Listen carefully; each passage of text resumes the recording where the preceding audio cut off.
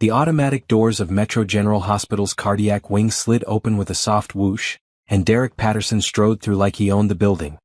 His Italian leather shoes clicked against the polished floor as he approached the nurse's station, his face already twisted in irritation.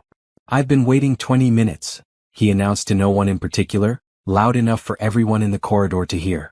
20 minutes for a pre-surgery consultation I scheduled weeks ago. Is this how you run a hospital?" The nurse behind the desk, a patient woman named Rita who had seen every type of personality in her 30 years of service, maintained her calm smile. "Mr. Patterson, Dr. Coleman will be with you shortly. She's just finishing with another patient." "Dr. Coleman," Derek scoffed, checking his expensive watch again. "I was told I'd have the best cardiac surgeon in the region. I paid extra for premium care. This is ridiculous." Down the hallway, a figure emerged from the staff lounge. She wore standard surgical scrubs in navy blue, and her pregnant belly was visible beneath the loose fabric. She carried a tablet and a coffee cup, walking with the unhurried confidence of someone who knew exactly where they were going and why. Her dark hair was pulled back in a neat bun, and despite the exhaustion that came with being 6 months pregnant while maintaining a demanding surgical schedule, her posture was perfect. Derek's eyes landed on her, and his expression shifted from irritation to barely concealed disgust. He elbowed the man standing next to him, another patient waiting for an appointment, and spoke in a voice that carried down the entire corridor. "You see that?" Derek said, gesturing toward the pregnant woman approaching the nurse's station. "That's exactly what's wrong with healthcare today. They'll hire anyone. Look at her waddling around in scrubs. Probably can't even reach over that belly to do anything useful." The other patient looked uncomfortable and stepped away slightly, but Derek was on a roll, his voice growing louder. "My company has standards," he continued, addressing the nurses now. "We don't let people work when they're clearly not fit for the job. How is someone in that condition supposed to handle medical emergencies? It's irresponsible. The hospital should have her on leave, not parading around where sick people need actual help." Rita's face hardened. "Mr. Patterson, I really think you should." "No, I'm serious," Derek interrupted, warming to his subject. He had an audience now, several people in the waiting area watching the scene unfold. "I mean, look at her. She probably can't even see her own feet. And they expect us to trust our lives to people who can't maintain basic physical fitness? It's a joke. The whole system is broken." He turned back to Rita. "Is this Dr. Coleman as incompetent as the rest of the staff here? Because I'm paying top dollar and I expect top quality. Not someone who's going to be distracted or too tired to do their job properly. Do you understand what I'm saying?" The pregnant woman had stopped walking. She stood about 10 feet from the nurse's station now, her tablet held loosely in one hand, her coffee in the other. She was perfectly still, her face composed and unreadable. She didn't say a word. She simply watched Derek continue his tirade, her dark eyes steady and unwavering. "I have standards," Derek repeated, his voice echoing off the sterile walls. "I built a multi-million-dollar real estate development company from nothing. Nothing. I know what excellence looks like, and this," he gestured broadly at the hallway, including the pregnant woman in his sweep, "this is not excellence. This is barely adequate. If I ran my business this way, I'd be bankrupt." A younger nurse at the station, Jessica, glanced nervously between Derek and the silent woman down the hall. She opened her mouth to say something, but Rita shook her head minutely. "Wait," her expression said. "Just wait." Derek was still talking. "And another thing, where I come from, we have dress codes. Professional appearance standards. We don't let employees show up looking like they're about to drop a—" "Mr. Patterson," Rita interrupted firmly. "Dr. Coleman is here now." Derek barely paused. "Finally. Someone competent. Where is he? I want to get this consultation over with so I can file a complaint about." "I'm Dr. Coleman." The voice came from behind him. Smooth, professional, with just a hint of something Derek couldn't quite identify. He turned around, confused, and found himself facing the pregnant woman in scrubs. Up close he could see her face more clearly. She had beautiful features, high cheekbones, clear skin, intelligent eyes that seemed to see right through him. There was something familiar about her, something that tugged at the edges of his memory, but he couldn't place it. "You're Dr. Coleman?" Derek's voice dripped with skepticism. "You're the senior cardiac surgeon?" "Yes." She didn't elaborate. She stood there waiting, her expression neutral. Derek laughed, an ugly sound that made several people in the waiting area look away in embarrassment. "This is a joke, right? Someone's idea of a prank?" I'm scheduled for a critical cardiac procedure and they assign me. He stopped mid-sentence. Really looked at her face for the first time. The shape of her eyes. The curve of her jaw. The way she held herself with quiet dignity despite his verbal assault. His brain, sluggish with the cardiac medications he'd been taking, suddenly made the connection. The color drained from his face. Natasha. The name came out as barely a whisper. Dr. Coleman, she corrected, her voice still perfectly professional. Shall we proceed to the consultation room, Mr. Patterson? We have a lot to discuss about your condition. Derek's mouth opened and closed several times. He looked like a fish drowning in air. The pregnant belly. The surgical scrubs. The title of senior cardiac surgeon. None of it made sense.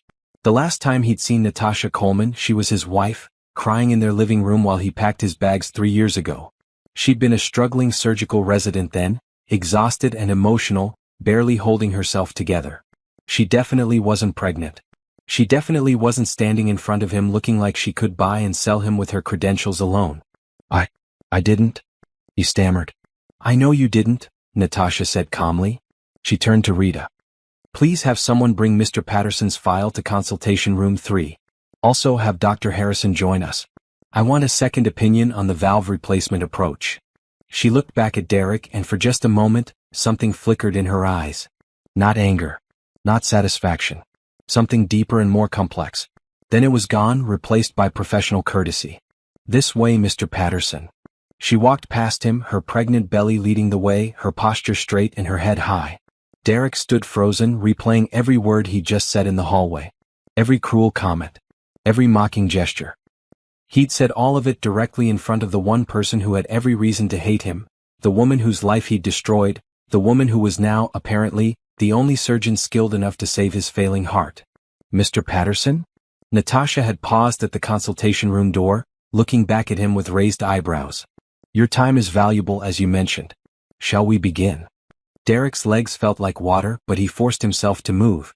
Behind him, he heard whispered conversations starting up at the nurse's station. Rita's voice carried clearly, that's karma right there. That's exactly what karma looks like. He followed Natasha into the consultation room, his heart pounding irregularly in his chest, each beat reminding him why he was here. He needed this surgery.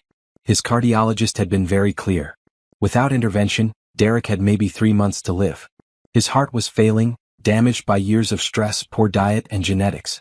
The valve replacement was complicated, risky, and required the absolute best surgeon available. And the absolute best surgeon available was the woman he'd betrayed, humiliated, and abandoned 3 years ago. As Natasha set her tablet on the consultation table and pulled up his medical files, Derek noticed her hands. They were steady. Completely steady. There was no tremor of emotion, no sign of the crying, broken woman he remembered.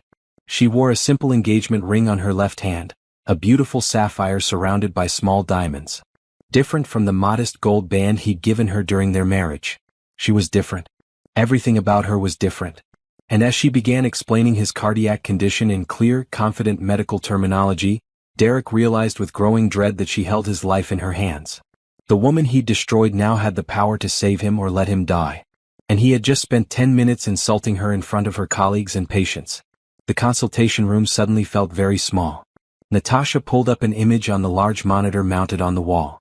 It showed Derek's heart, the damaged valve clearly visible.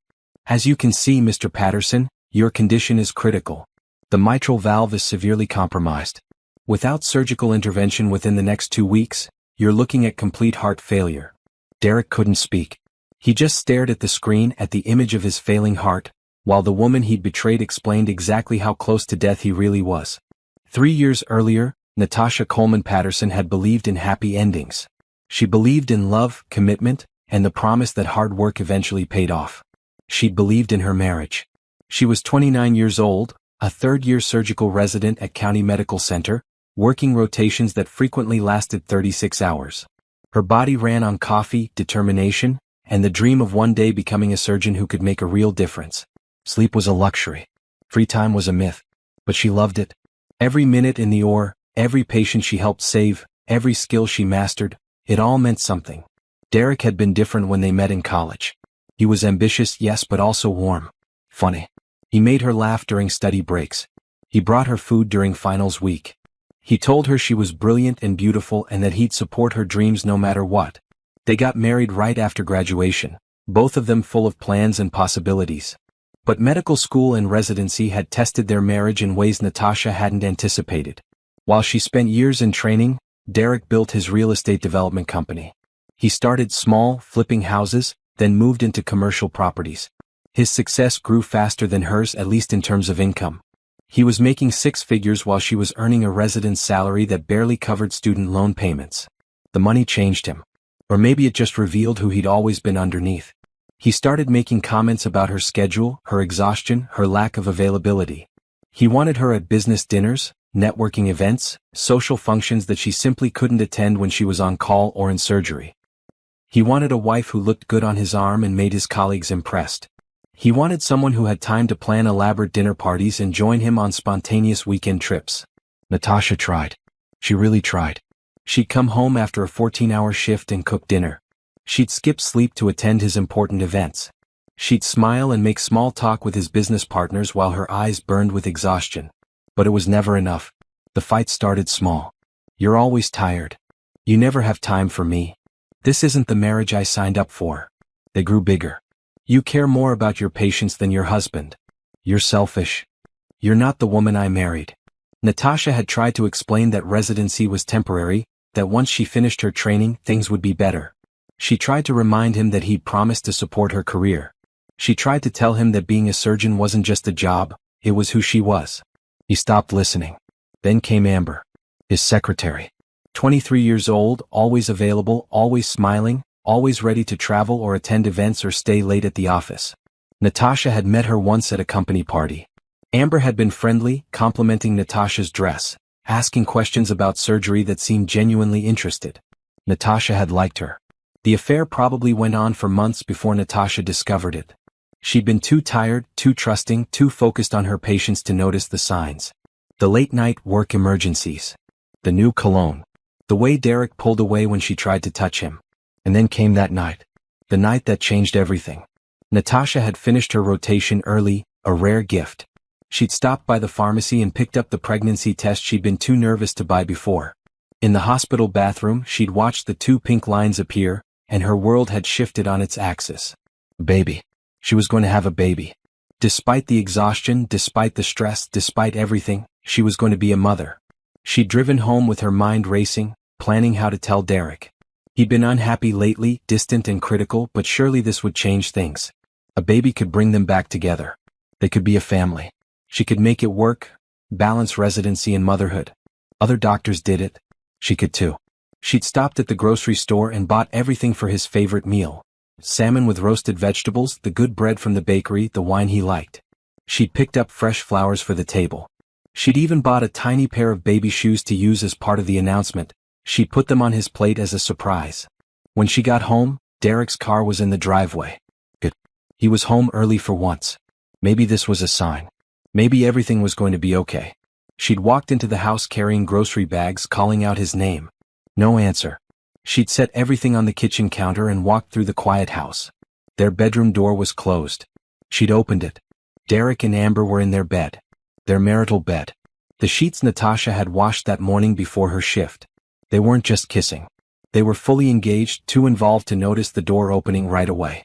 Natasha had stood there, frozen, the pregnancy test still in her pocket, watching her marriage die in real time. When they finally noticed her, Derek didn't even look embarrassed. He looked annoyed. "Tasha, we need to talk," he'd said, climbing out of bed with no shame at all. The conversation that followed was burned into Natasha's memory like a scar. Derek pulling on his pants, Amber wrapping herself in the sheet, and Natasha standing there in her scrubs, still carrying the faint smell of hospital antiseptic. "This isn't working," Derek had said. "You know it's not. We're not happy." "You're not happy," Natasha had corrected, her voice surprisingly steady. "I've been trying. I've been working to build our future." "Your future?" Derek had shot back. "Your career. Your dreams. What about me? What about what I need?" Amber gets it. She understands what it means to be a partner. "She's been screwing my husband in my bed," Natasha had said. "That's not being a partner. That's being a homewrecker." Amber had flinched at that, but Derek had stepped forward, aggressive. "Don't talk to her that way. This is your fault, Tasha. You were never here. You chose medicine over me every single time. What did you expect?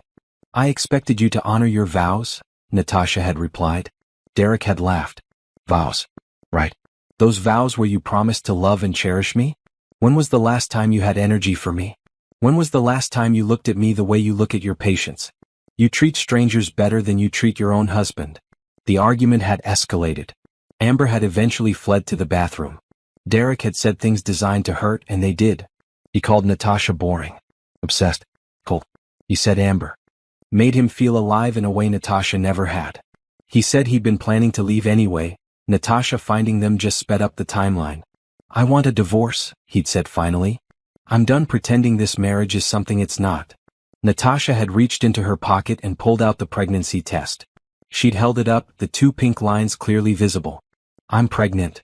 Derek had stared at it for a long moment. Then he'd shrugged. That's not my problem anymore. Get rid of it or don't. Either way, I'm leaving. Those words had broken something inside Natasha. Not the affair. That was a betrayal, but betrayals could be understood in some clinical way. But the dismissal of their child, the casual cruelty of telling her to get rid of it, the complete absence of anything resembling remorse or care, that had shattered something fundamental. She'd left the house that night. Drove to her best friend Monica's apartment and collapsed. Monica, a fellow resident, had held her while she cried, helped her call a lawyer, made her tea she couldn't drink. The next weeks were a blur. Derek had moved fast, filing divorce papers immediately. His lawyer, expensive and ruthless, had argued that Natasha's demanding career had destroyed the marriage. They'd had a prenup from when they were both broke college students, so there wasn't much to fight over financially. Derek wanted a clean break and his lawyer made sure he got it. Natasha had tried to focus on work, on her pregnancy, on anything that might help her survive. But the stress was enormous. She was working residency hours while processing the end of her marriage while trying to take care of the tiny life growing inside her. Her body was exhausted. Her mind was fractured. She felt like she was breaking apart. 8 weeks into the pregnancy, she woke up bleeding. The cramping started soon after. She'd driven herself to the hospital, called Monica from the parking lot, and by the time she got to the emergency room she knew. The miscarriage was quick and clinical. The attending physician was kind but busy. These things happen, he'd said. Especially under stress. Her body just couldn't sustain the pregnancy. She'd lost her baby in the same hospital where she dreamed of one day performing surgeries. Derek had been informed through lawyers. He'd sent a brief text, sorry to hear that. Hope you're okay. Let's keep the divorce proceedings moving. No flowers. No visit. No acknowledgement that they'd lost a child together. Just an eagerness to finalize the paperwork and move on with Amber. The divorce was final 3 months later. Derek married Amber 6 weeks after that in a destination wedding in the Bahamas that Natasha saw photos of on social media before she blocked him everywhere. Natasha had spent the following months in survival mode. She worked. She slept when her body forced her to. She avoided anything that reminded her of Derek or the life she'd lost. She stopped believing in happy endings. She focused on the only thing that made sense anymore, medicine. And then Dr. James Harrison, the head of the Cardiac Surgery Fellowship Program at Boston Medical, had seen her present at a surgical conference. He'd been impressed by her research, her technique, her steady hands. He'd offered her a spot in his program, and Natasha had taken it without hesitation. She'd moved across the country, leaving behind every memory of Derek and their failed marriage. Boston had saved her. The work was brutal, but it was meaningful. She was learning from the best, operating on the most complex cases, developing new techniques. She published papers. She won awards. She became known in cardiac surgery circles as someone to watch, brilliant, dedicated, innovative. And she'd met James. Not Dr. Harrison, the program director, but James, the man. He was 15 years older, divorced with grown kids, and he understood the demands of surgical life. He never made her feel guilty for her schedule. He celebrated her successes. He held her during the moments when the trauma of losing her baby came back in waves. Their relationship had developed slowly, carefully. James had been patient, never pushing, always supportive. When she got pregnant, 9 months into their relationship, they'd both been terrified and thrilled. This time she had a partner who showed up, who went to appointments, who talked about their future with genuine excitement. When Metro General offered Natasha the position of senior cardiac surgeon, James had encouraged her to take it despite knowing it meant moving again. He'd come with her, accepting a position in the same department. They were a team. Natasha had never told James about Derek. She'd mentioned being divorced, said the marriage hadn't worked out, and left it at that. James hadn't pushed for details. He trusted her to share what she wanted when she was ready. Now, sitting in the consultation room across from Derek, watching him struggle to form words, Natasha felt the full weight of those 3 years. She'd become someone new. Someone stronger. Someone who'd earned every credential after her name through sheer will and talent. She'd survived the worst thing she could imagine and built something beautiful from the ruins. And Derek? Derek was the same. Older, yes. Slightly heavier, his face showing the stress of his condition. But essentially unchanged. Still arrogant. Still cruel. Still completely unaware of how his words and actions affected others. Until now. Natasha, he said again, his voice cracking slightly. I didn't know you were back in the city. I didn't know you were. Dr. Coleman, she corrected firmly. In this hospital, I'm Dr. Coleman. Now, let's discuss your valve replacement surgery, Mr. Patterson. Time is critical, as your condition is degenerating rapidly. She turned back to the monitor, all business, and began explaining the surgical procedure in detail. But inside, where Derek couldn't see, Natasha felt something she hadn't expected. Not satisfaction. Not revenge. Just the quiet certainty that she'd survived him. And that was enough. The first morning after Natasha discovered Derek's affair, she'd woken up on Monica's couch with swollen eyes and a numb heart. Monica had already left for her shift at the hospital, but she'd left coffee and a note. You're strong enough for this. I believe in you. Natasha hadn't felt strong. She'd felt destroyed. But she'd dragged herself to the shower, put on clean scrubs, and shown up for her shift because what else could she do? Patients needed her. Surgery schedules didn't care about personal crises. Life continued whether you were ready or not. That day, she'd assisted in an emergency cardiac surgery. A 50-year-old man, father of 3, had come in with acute myocardial infarction. The attending surgeon, Dr. Patricia Rodriguez, had moved with practiced efficiency, and Natasha had followed her lead, her hands steady even when her world felt like it was collapsing.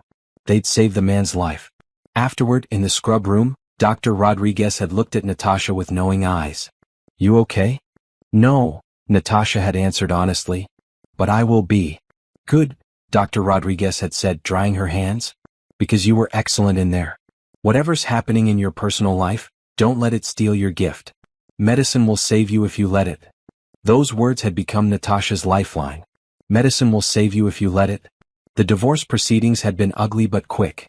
Derek's lawyer had pushed hard, and Natasha had been too exhausted to fight over furniture and bank accounts that meant nothing anymore. She'd signed everything, taken her maiden name back legally, and focused on the only thing that mattered, her training. The miscarriage had come during her busiest rotation, trauma surgery. She'd lost the baby on a Tuesday morning and was back in the OR by Thursday. Too soon, Monica had said. Too fast, her body had protested. But Natasha couldn't stop. Stopping meant feeling, and feeling meant breaking, and she couldn't afford to break. Not yet. Maybe not ever. She'd thrown herself into work with an intensity that worried her friends but impressed her supervisors. She took extra shifts. She volunteered for the most complex cases. She studied every free moment she had. When she slept, she dreamed in medical terminology. When she woke, she went straight back to the hospital. 6 months after the divorce was final, Dr. Rodriguez had called her into her office. Natasha had expected criticism about her relentless schedule or maybe concern about her mental health. Instead, Dr. Rodriguez had handed her a folder. There's a cardiac surgery fellowship in Boston, she'd said. Dr. James Harrison runs the program. He's the best in the country. I sent him your research paper on minimally invasive valve replacement techniques, and he wants to meet you. Natasha had stared at the folder. Boston. 3,000 miles away from Derek, from this city, from every memory that haunted her. I don't know if I'm good enough, she'd admitted. You're better than good enough, Dr. Rodriguez had replied. You're exceptional and you're wasting yourself here being miserable. Go to Boston. Learn from Harrison. Become the surgeon you're meant to be. The interview with Dr. James Harrison had been intense.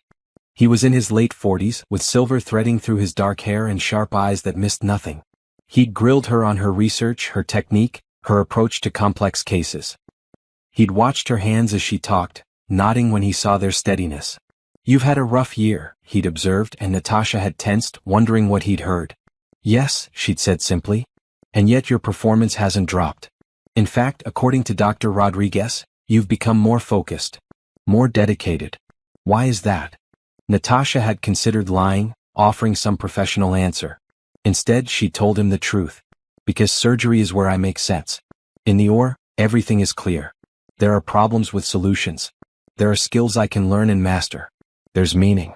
Outside the OR. She trailed off. Outside the OR, life is messy, James had finished. I understand that. I've been there. He'd leaned back in his chair. I'm offering you a position in my program, Dr. Coleman. Fair warning. It's brutal. The hours are worse than residency. The cases are the most complex you'll ever see. I'll demand everything you have to give. But if you survive it, you'll be one of the best cardiac surgeons in the world. I'll survive it, Natasha had said. Yes, James had agreed, smiling slightly. I believe you will. Boston had been exactly what she needed. A fresh start in a city where no one knew her story. The fellowship program was everything James had promised. Exhausting, challenging, transformative. She'd worked alongside the best surgeons in the country, learning techniques that most doctors only read about in journals. James himself had been an exceptional teacher. Patient when she struggled, demanding when he knew she could do better, always pushing her to think deeper and move with more precision. He treated her like a colleague, not a subordinate, asking for her opinions during complex cases and actually listening to her ideas. The other fellows in the program were competitive but respectful.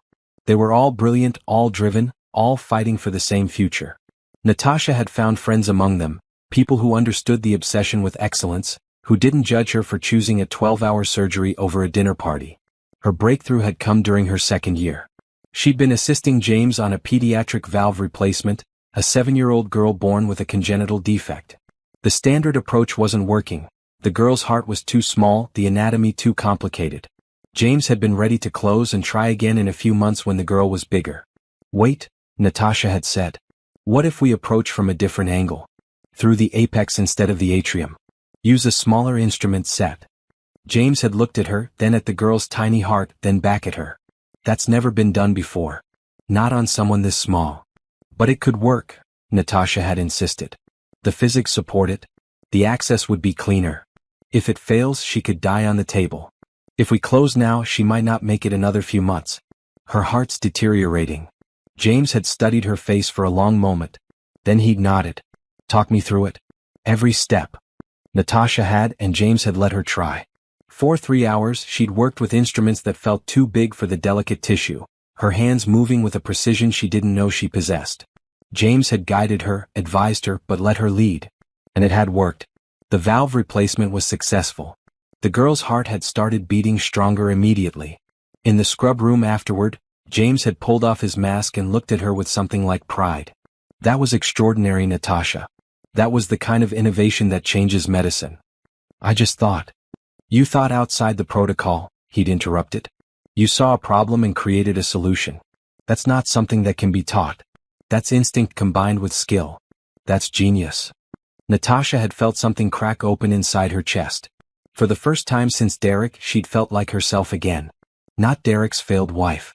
Not the woman who couldn't hold her marriage or her pregnancy together. Just Dr. Natasha Coleman, cardiac surgeon, who just saved a 7-year-old girl's life with an innovative technique no one had tried before. She'd published a paper on the procedure. It had been accepted by the New England Journal of Medicine. Cardiac surgeons around the country started referencing her work. Conference invitations had arrived. Job offers had started coming in. And somewhere during her 3rd year, she'd noticed that her relationship with James had shifted. He'd always been supportive, but now he was something more. He brought her coffee during long cases. He asked about her life outside the hospital, actually cared about her answer. He made her laugh, which she'd almost forgotten how to do. The first time he'd asked her to dinner, she'd panicked. Dr. Harrison, I don't think. James, he'd corrected. Outside the hospital, I'm James. And I'm not asking as your program director. I'm asking as a man who's developed feelings for someone remarkable. That's complicated, she'd said. Everything worthwhile is complicated, he'd replied. But I'm patient. Think about it. No pressure. She'd thought about it for 2 weeks. During that time, she'd watched him more carefully. Noticed how kind he was with patients. How respectful he was with nurses and junior staff. How he never used his position to intimidate or demean. How he talked about his ex-wife with sadness but no bitterness. How he called his adult kids regularly and actually listened when they talked. He was nothing like Derek. So she'd said yes to dinner. then yes to another. And slowly, carefully, she'd let herself trust again. James never pushed. Never demanded she sacrifice her career for him. Never made her feel guilty for choosing surgery. Instead, he celebrated her successes like they were his own. When the pregnancy test came back positive a year into their relationship, Natasha had sobbed in the bathroom. Terror, joy, grief for the baby she'd lost. Everything had crashed into her at once. She'd been afraid to tell James, afraid he'd react like Derek had. Instead, he'd held her and cried with her. "This is a gift," he'd whispered. "This is a second chance. And I'm going to be here for all of it. Every appointment. Every moment. I promise you." And he had been. When Metro General had contacted her with their offer, senior cardiac surgeon, youngest person ever appointed to the position, generous salary, state-of-the-art facilities, she'd been shocked. James had been proud. "This is your moment," he'd said. "Take it." "But the program? I'll find someone else brilliant to take my place. The program will survive. This opportunity won't wait." "Come with me," she'd said impulsively. "There might be positions available. We could both." "I'll start looking," he'd agreed immediately. "If you're going, I'm going. We're a team." Metro General had been happy to take James on staff as well, and just like that, they'd been moving back to the city where Natasha's life had fallen apart. She'd felt some trepidation. What if she ran into Derek? But the city was large and the chances seemed small. Besides, she was different now. Stronger. She saw him, she could handle it. She just hadn't expected to see him like this. Hadn't expected him to humiliate her without even recognizing her. Hadn't expected to be the one person standing between him and death. The universe had a strange sense of justice. As Natasha prepared for bed in her apartment that night after the consultation with Derek, James wrapped his arms around her from behind, his hands resting gently on her belly. "Rough day?" he asked. "You could say that," Natasha replied. She hadn't told him about Derek yet. She would, but not tonight. Tonight she just wanted to feel safe. "You're amazing," James said softly. "Just in case no one told you today." Natasha turned in his arms and kissed him. "Thank you." "For what?" "For being you. For being here. For being nothing like—" She stopped. "Nothing like your ex?" James guessed. "Nothing like him," she confirmed. "Good," James said. "Because you deserve someone who sees how extraordinary you are. Who knows how lucky he is. Who would never ever take you for granted." Natasha rested her head against his chest, listening to his heartbeat, strong and steady and sure. She'd survived Derek. She'd built a life beyond him. She'd become someone she was proud of. And soon she'd walk into an operating room and save his life, not because he deserved it, but because she was a healer. Because every life mattered. Because that's who she was. Derek would live because of her skill.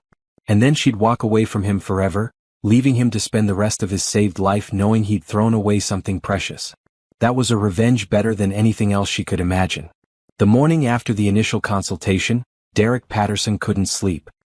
He lay in his expensive king-sized bed next to Amber, staring at the ceiling, replaying every moment from the hospital. Every word he'd said. Every cruel joke. Every mocking gesture. All of it directed at Natasha, pregnant, successful, accomplished Natasha, who now held his life in her hands. Amber stirred beside him. "You're still awake?" "I can't stop thinking about it," Derek admitted. "About the surgery?" "About her. About what I said." He turned to look at his wife. Amber was pretty in a conventional way, blonde and petite, younger than him by several years. She'd been so exciting when they first got together, so different from Natasha's seriousness. Now looking at her, Derek felt only a hollow ache. "I didn't recognize her." "It's been 3 years," Amber said defensively. "People change. She's a senior cardiac surgeon. She's pregnant. She's engaged to someone." Derek's voice cracked. "She became everything she said she would, and I—" He trailed off. "And you what?" Amber's tone had an edge now. "You moved on. You built a life with me. You have a successful business. Why are you so focused on your ex-wife?" "Because she's going to be cutting into my chest," Derek snapped. "Because I spent 10 minutes yesterday insulting her in front of her colleagues, calling her incompetent and unfit, and now my life depends on her skill." Amber was quiet for a moment. "Can you request a different surgeon?" "I already asked." The hospital administrator was very clear. "Dr. Coleman is the best cardiac surgeon they have. My insurance requires I use their top specialist for this type of procedure." And apparently she's the only one in the region who's successfully performed this particular valve replacement technique more than a dozen times. So she has to do the surgery? Unless I want to wait months to find another qualified surgeon, which my heart can't afford, then yes. She has to do it. Derek sat up, running his hands through his hair. Amber, you don't understand. I destroyed her. I cheated on her, divorced her, and moved on like she meant nothing. And yesterday, I mocked her for being pregnant, said she was incompetent, implied she shouldn't be working. I was cruel. Really cruel. You didn't know it was her, Amber tried to defend him. Does that make it better? Derek challenged. That I'm willing to mock and demean a pregnant woman as long as I don't personally know her? What does that say about me? Amber didn't have an answer for that. Derek's preoperative appointment was scheduled for 9 o'clock. The hospital required several tests, final consultations, and paperwork before the surgery, which was set for later that week. Derek arrived early, hoping to somehow fix the situation before he was too deep to escape. The cardiac wing looked different in morning light. Bright, clean, efficient. Nurses moved with purpose. Patients in wheelchairs were guided carefully down corridors. Medical equipment hummed with life-saving technology. This was Natasha's world now, and she commanded it with obvious respect from everyone around her. Rita at the nurse's station looked up when Derek approached. Her expression was polite but cool. Mr. Patterson, Dr. Coleman will be with you shortly. Please have a seat. Listen, Derek started, lowering his voice. About yesterday. Mr. Patterson, Rita interrupted smoothly, Dr. Coleman is a professional. Your past relationship with her won't affect your care. I suggest you focus on your health and let her do her job. Derek wanted to argue, to explain, to somehow make this woman understand that he wasn't a complete monster. But Rita had already turned back to her computer, dismissing him effectively. He sat in the waiting area watching the hallway. Several doctors passed by, including a tall man with silver-shot dark hair who moved with the confidence of someone important. The man paused at the nurse's station, speaking briefly with Rita, who smiled warmly at him. Then he continued down the hall, disappearing into an office. That's Dr. Harrison, a voice said beside Derek. An elderly man in a hospital gown sat in the next chair, his arm in a sling. He's one of the best cardiac surgeons in the country. Trained Dr. Coleman herself. They work together now. Dr. Coleman and Dr. Harrison? Derek asked. Yeah, the man continued, happy to talk. They're engaged, you know. There's a ring and everything. My wife saw it when Dr. Coleman examined me last week. Beautiful sapphire. Dr. Harrison seems like a good man. Very attentive to her. Brought her lunch yesterday during her break. My wife thought it was sweet. Derek felt something twist in his chest that had nothing to do with his failing valve. Dr. James Harrison. The James Harrison who'd trained her. Who'd brought her lunch. Who'd put a sapphire ring on her finger. Who was the father of her baby. How long have they been together? Derek heard himself ask. Not sure exactly, the elderly man replied. But they moved here from Boston together when she took the senior position. That's commitment, right? Following your woman across the country. Following your woman across the country. Derek had let her go without a fight. Had been relieved when she moved away, making the divorce easier, erasing her presence from his life. Mr. Patterson? A young nurse approached. Dr. Coleman is ready for you. She's in examination room 2. Derek stood on unsteady legs and followed the nurse down the hallway. Each step felt heavier than the last. The nurse opened a door and gestured him inside. The examination room was standard. Medical equipment, a paper-covered table, posters about heart health on the walls. And Natasha, sitting on a stool with a tablet, wearing a white coat over her scrubs, her pregnant belly now impossible to miss in the bright overhead light.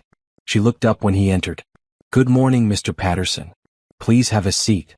The nurse closed the door, leaving them alone. Derek sat on the examination table, the paper crinkling beneath him. For a long moment, neither of them spoke. Natasha, Derek started. Dr. Coleman, she corrected again, her voice firm but not unkind. In this hospital, we maintain professional boundaries. It's better that way. Right. Dr. Coleman. Derek swallowed hard. About yesterday, I need to apologize. I said terrible things.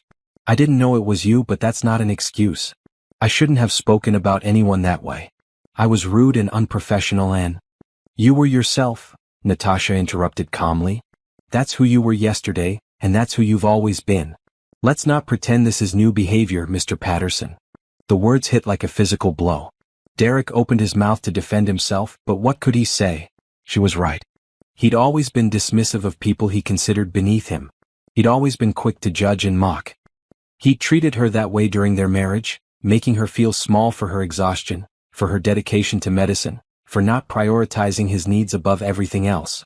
I'm going to be very clear with you, Natasha continued, standing up and approaching him with a stethoscope.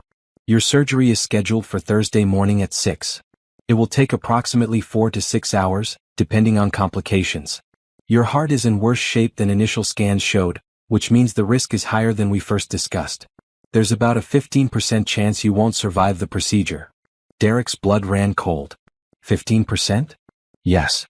Natasha pressed the stethoscope to his chest, listening intently. Her face was impassive, focused entirely on his heartbeat. After a moment she stepped back. Your heart is struggling. The damaged valve is causing fluid backup into your lungs. You're probably experiencing shortness of breath, fatigue, occasional chest pain. All of that will get worse without intervention. Within 3 weeks, maybe 4, you'll experience complete heart failure. That's a death sentence. And with the surgery? With the surgery, if you survive the initial procedure, you have an 85% chance of full recovery. You'll need to make lifestyle changes, diet, exercise, stress management. But you could live another 30 or 40 years. Derek looked at her face, searching for any sign of emotion. Anger, satisfaction, revenge, anything that might indicate she was planning to let him die on the operating table. He found nothing. She was completely professional, her expression neutral, her voice clinical. Will you? He couldn't finish the sentence. Natasha's eyes met his, and for the first time he saw a flicker of something. Not anger. Something colder and more definitive. Will I what, Mr. Patterson? Will I save your life? That's my job. That's what I do. Every patient who comes to my operating room receives the absolute best care I can provide, regardless of who they are or what they've done. That includes you. Why? The question escaped before Derek could stop it. After everything I did to you, why would you? Because I'm not you, Natasha said simply. I don't make decisions based on personal feelings when someone's life is at stake. I took an oath. I spent years learning how to be excellent at this. I don't throw that away because of history. She returned to her stool, making notes on her tablet. You're going to live, Mr. Patterson, because I'm very good at my job. Not because I forgive you. Not because I've forgotten what you did. But because saving lives is who I am, and I won't let you change that. Derek felt tears pricking his eyes. I'm sorry. For everything. For the affair, for how I ended things, for what I said about the baby. Stop. Natasha's voice was sharp now. I don't want your apologies. They mean nothing to me. What's done is done. We both moved on. You have your life with Amber. I have mine with James. That's how this ends. Does he know? Derek asked. Dr. Harrison. Does he know about us? He knows I was married before. That's all he needs to know. Natasha stood up, signaling the end of the examination. Your pre-op test will be conducted this afternoon. Follow the nurse's instructions about fasting before the surgery. Don't eat or drink anything after midnight Wednesday. Arrive at the hospital by 5 Thursday morning. Bring someone to drive you home when you're discharged. Natasha, please. Dr. Coleman, she corrected one final time. And this conversation is over. I'll see you Thursday morning, Mr. Patterson. Try not to stress too much. It's bad for your heart. She left the room, her white coat swishing behind her, and Derek was alone with the sound of medical equipment and his own ragged breathing. The nurse returned moments later to lead him to the testing area, and Derek followed numbly, his mind reeling. She was going to save him. Despite everything, she was going to save his life. And somehow that felt worse than if she'd refused. It meant she was better than him in every possible way. It meant his cruelty hadn't destroyed her. It meant she'd won not through revenge but through simply being exceptional. That afternoon, while Derek underwent stress tests and blood work, Natasha sat in the hospital cafeteria with James. He'd brought her a fruit salad and herbal tea, insisting she needed to eat something healthy. You're quiet today, James observed. Everything okay? Natasha took a sip of tea, considering how much to tell him. Remember how I mentioned being divorced? Yes. My ex-husband is here. He's my patient. The valve replacement on Thursday. James set down his fork. What? Derek Patterson. That's his name. We were married for 5 years. He had an affair, divorced me, I lost our baby from the stress, and I moved to Boston to escape it all. The words came out flat, emotionless, like she was reading from a medical chart. Yesterday, he humiliated me in the hospital corridor before realizing who I was. Today, I examined him and confirmed his surgery schedule. Natasha, James reached across the table, taking her hand. This is huge. You should transfer the case. Let someone else handle it. No. Why not? Because I'm the best chance he has of survival, Natasha said simply. And because if I transfer the case, it means he still has power over me. It means I'm still affected by what he did. I'm not. I survived him, James. I became someone better. I'm not going to let him disrupt my life again by forcing me to avoid difficult cases. James studied her face. You're sure about this? Completely sure. Natasha squeezed his hand. He's just another patient. A patient with a damaged valve who needs surgery. That's all he is to me now. Okay, James said slowly. But I'm scrubbing in with you. As your assistant. Non-negotiable. James? I'm not questioning your ability, he interrupted gently. I'm saying you shouldn't have to do this alone. I want to be there. For support. For backup.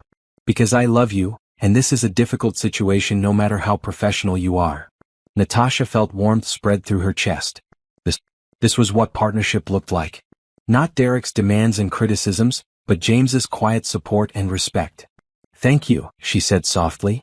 Always, James replied. Now eat your fruit salad. Our daughter needs nutrition. Natasha smiled, a real smile for the first time all day. Our daughter? I have a feeling, James said. Call it surgical intuition.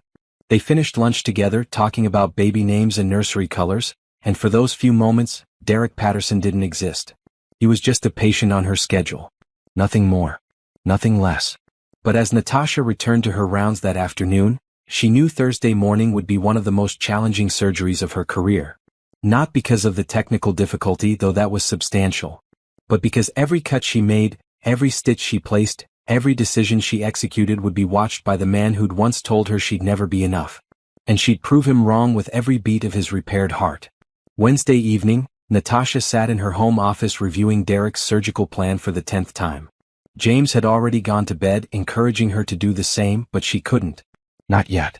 This surgery was too important, not for Derek but for her. She needed it to be perfect. The procedure was complex. Derek's mitral valve was severely damaged, requiring complete replacement with a mechanical valve. But his heart muscle was also weakened, making the surgery riskier.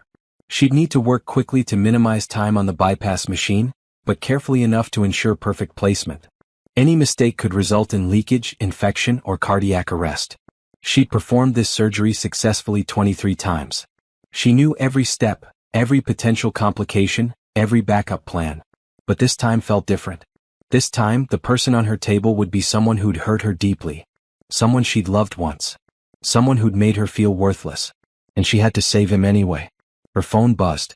A text from Monica, her friend from residency who still lived across the country. Monica, heard through the medical grapevine that you're operating on your ex tomorrow. You okay? Natasha smiled. Medical communities were small worlds. News traveled fast.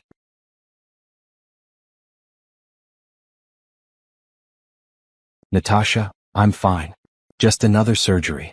Monica, liar. It's okay to be nervous. It's okay to feel conflicted. You're human. Natasha, I know. But I can't let him see that. I can't give him that power. Monica, you don't have to be superhuman, Tasha. You just have to be you. And you're already extraordinary. Natasha set down her phone, feeling tears prick her eyes. She was tired. So tired of being strong, of pretending Derek's presence didn't affect her, of acting like seeing him again hadn't reopened old wounds she thought had healed. But she couldn't afford to break down. Not now. Not when a patient's life depended on her steady hands and clear mind. She closed her laptop, turned off the light, and went to bed. James stirred when she slipped under the covers, automatically reaching for her in his sleep. She curled against him, letting his warmth and steady breathing calm her racing thoughts. Tomorrow she'd prove who she'd become. Tomorrow she'd show Derek that he hadn't broken her. Tomorrow she'd save his life and walk away stronger than ever. She fell asleep with her hand on her belly, feeling their baby move gently beneath her palm. Thursday morning arrived cold and gray. Natasha woke at 4, unable to sleep longer despite her exhaustion. She showered, dressed in comfortable scrubs, and ate a light breakfast while James made her tea. Ready? He asked, studying her face. As ready as I'll ever be, she replied. They drove to the hospital together in comfortable silence. James didn't try to fill the quiet with empty reassurances. He just held her hand across the center console, his grip steady and sure. The hospital was already busy when they arrived, the pre-dawn shift change filling the corridors with activity. Natasha went straight to the surgical prep area, reviewing Derek's charts one final time while James checked the OR setup. Derek was scheduled to arrive at 5. At 4:55, the pre-op nurses wheeled him in on a gurney. He looked terrified, his face pale, his hands gripping the gurney rails. Amber walked beside him, her own face tight with worry. Natasha stepped into the pre-op bay, her team behind her. "Good morning, Mr. Patterson. How are you feeling?" "Scared," Derek admitted, his voice shaking. "Terrified, actually." "That's normal," Natasha said calmly. "Fear is your body's way of acknowledging something important is happening. Let me introduce you to the team. This is Dr. Harrison, my fellow cardiac surgeon who will be assisting. These are nurses Jordan and Patricia, who will be in the OR throughout the procedure.